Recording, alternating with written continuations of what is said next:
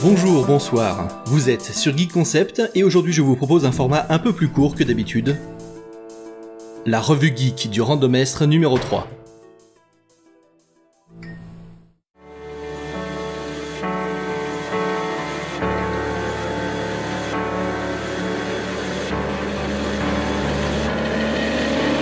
This is ground control to Major Tom.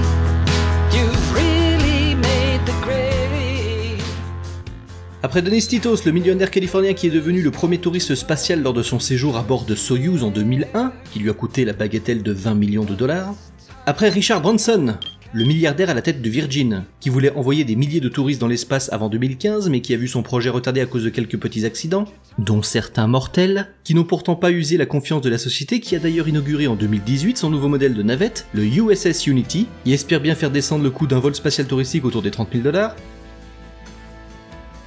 Après Elon Musk, le milliardaire derrière SpaceX, qui n'en finit plus de nous émerveiller avec ses avancées spatiales de ces dernières années, son roadster Tesla, première voiture en orbite autour du Soleil depuis 2018, le début du lancement de sa constellation de satellites Starlink, qui devrait voir plusieurs milliers de satellites en orbite pour fournir Internet à la Terre entière à moindre coût, et son projet de vol habité pour Mars.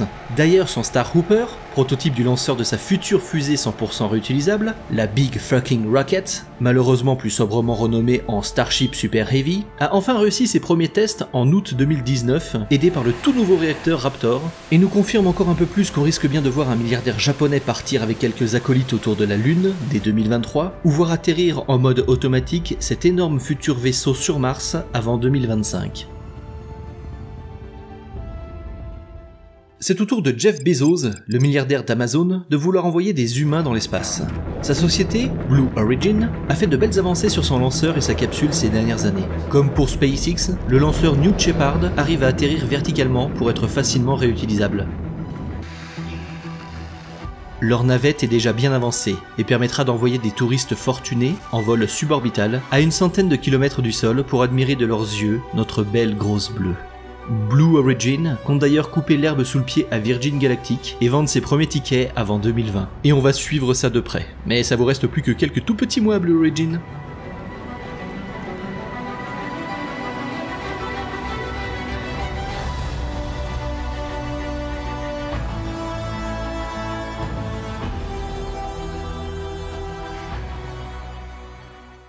Et maintenant, on reparle d'Elon Musk. Pour rappel, Elon est ou a été derrière des entreprises ultra innovantes. PayPal, SpaceX, Tesla, Hyperloop, SolarCity, Boring Company, OpenAI, Starlink et Neuralink. Notre entrepreneur milliardaire préféré a ouvert le 16 juillet 2019 la première conférence de son entreprise Neuralink. 3 années après sa création, la startup vise toujours à développer des implants cérébraux pour relier à haut débit nos cerveaux aux ordinateurs. Comme toujours avec Elon, on nage en pleine science-fiction. L'entreprise a déjà effectué des tests sur le cerveau d'un singe et attend l'autorisation de la Food and Drug Administration pour pouvoir passer sur l'expérimentation humaine. Ces implants pourraient donc nous permettre d'augmenter notre mémoire, de dialoguer et de piloter des ordinateurs uniquement par la pensée, d'augmenter notre capacité de calcul et d'avoir un accès beaucoup plus rapide à Internet et à la connaissance. Une idée qui peut faire froid dans le dos et qui pose énormément de questions éthiques, mais qui pourrait aussi réellement permettre de grandes avancées d'assistance pour les personnes paralysées, les sourds ou les aveugles par exemple. Cette technologie transhumaniste balbutiante ouvre donc de nombreuses voies aussi merveilleuses que terrifiantes, surtout quand on connaît les dérives que prédit la science-fiction. L'obligation de se faire greffer si l'on souhaite accéder à certains postes, ce qui accentuerait encore les inégalités sociales, fichage continu, numérisation de cerveau, lecture de pensée, implantation de faux souvenirs, piratage cérébral ou esclaves cybernétiques.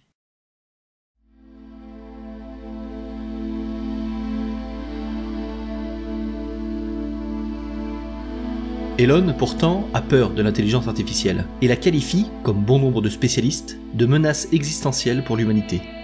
Tout en travaillant à son développement avec OpenAI, un organisme à but non lucratif qui vise à créer une intelligence artificielle forte, sécurisée et au code ouvert à tous, il milite activement pour que la recherche sur l'intelligence artificielle ne se fasse pas sans garde-fou.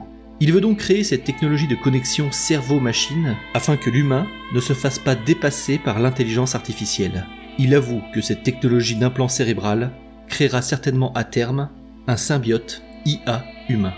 Que Neuralink porte ses fruits ou pas, que l'intelligence artificielle forte voit le jour rapidement ou non, quelles que soient les avancées dans ces domaines, il semble évident qu'on se dirige vers un monde où l'humain sera augmenté et cela peut être au péril de son intégrité et de sa liberté. Un humain augmenté ou à la conscience transférée dans des machines, qui malgré être une idée complètement trop irréaliste pour sans doute bon nombre d'entre vous, est certainement la chose vers quoi l'humanité se dirige d'ici quelques tout petits siècles. Principe qui est d'ailleurs la plus réaliste solution, si l'on vise la colonisation galactique, ou bien si l'humanité souhaite poursuivre sa croissance infinie en restant cantonnée à sa seule planète natale. Qu'on n'aime ou pas sa vision futuriste, et même si certains de ses projets ont des problèmes de trésorerie, voire même de concept, force est de constater que ce génie se donne à fond pour que l'humanité avance vers une nouvelle ère. Et même si sa vision semble complètement utopique, ou carrément cyberpunk, Elon a le mérite de tout faire pour que l'humanité se développe encore plus vite vers un monde ultra technologique. Ce qui de toute façon risque de se faire avec ou sans lui. Un développement effréné et très certainement contestable vers le tout technologique, mais sur lequel il travaille en toute connaissance de cause, en ayant conscience des problématiques et des risques que ces technologies vont entraîner. Et si vous souhaitez en savoir plus, l'une de nos toutes premières vidéos traite justement de ce grand homme, qui a déjà indéniablement marqué notre histoire. Pensez au like, au partage et à la petite cloche. J'attends vos retours en commentaire sous cette vidéo ou sur Facebook. Et d'ici là, je vous souhaite une bonne journée, une bonne soirée et une bonne nuit.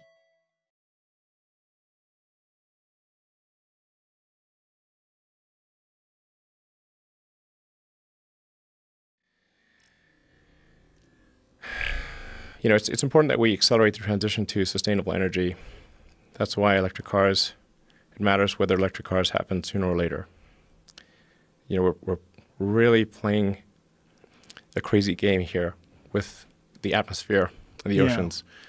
We're taking vast amounts of carbon from deep underground and putting this in the atmosphere. This is crazy. We should not do this.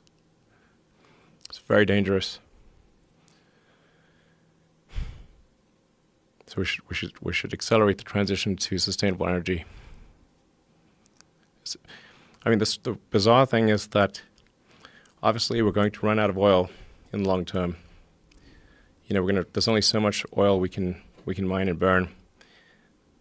It's tautological. We must have a sustainable energy transport and energy infrastructure in the long term. So we know that's the end point. We know that. So why run this crazy experiment where we take trillions of tons of carbon from underground and put it in the atmosphere and oceans? This is an insane experiment. It's the dumbest experiment in human history. Why are we doing this? It's crazy.